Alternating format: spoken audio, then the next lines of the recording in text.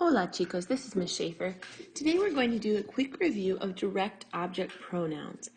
Now, a direct object pronoun is something that tells who or what receives an action. So when you hear a sentence, you should ask who or what, and that will tell you what the direct object is. So for example, I bought gloves. Who or what did I buy? Gloves. So gloves are the direct object noun. Let's do it a couple times here. Busco una cadena. I look for a chain. Who or what do I look for? A chain. So this is the direct object noun. Here's another example. Compré unos guantes. I bought some gloves. What did I buy? Some gloves. So that's your direct object. Now, sometimes we don't want to keep on repeating the direct object over and over. If you asked me, did you buy some gloves? It wouldn't sound as natural for me to say, yes, I bought some gloves. And then you would say, how do you like the gloves? Well, I like the gloves. Right? In English, we use it or them to replace these nouns so that we don't keep on having to say them over and over. Did you buy the gloves? Yes, I bought them. Did you look for the chain? Yes, I looked for it.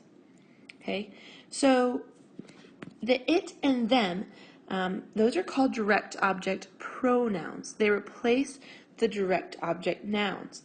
So if we look at this example down here, ¿Dónde compraste los aretes? Where did you buy the earrings? First, we need to decide what is our direct object noun. Where did you buy what? The earrings. So the earrings are our direct object noun. Now to replace those, we're going to need to use the right form of a direct object pronoun, which we'll look at in just a second.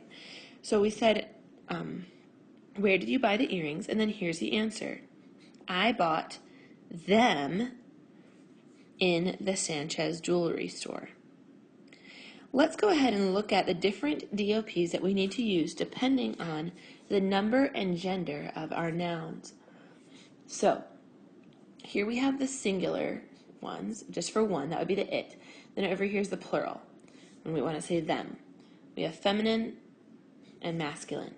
So, actually, let's switch those upside down, just so that they match your notes from class. Let's do the masculine on the top and the feminine on the bottom.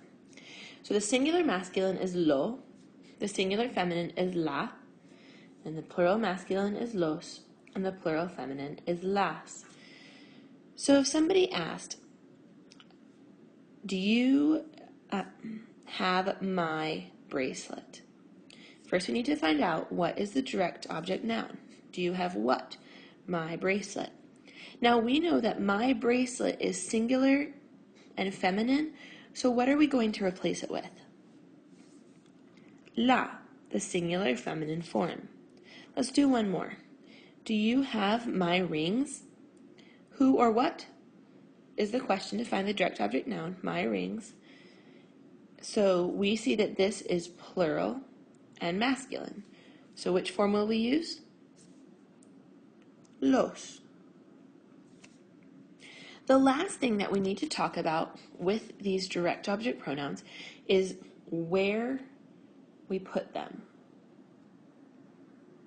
Now there are actually two options for this, but usually we're going to use option one. Option one is before the conjugated verb. So in sentences that we only have one conjugated verb, like if we were to take off comprar really quickly, and we just had quieres el llevado,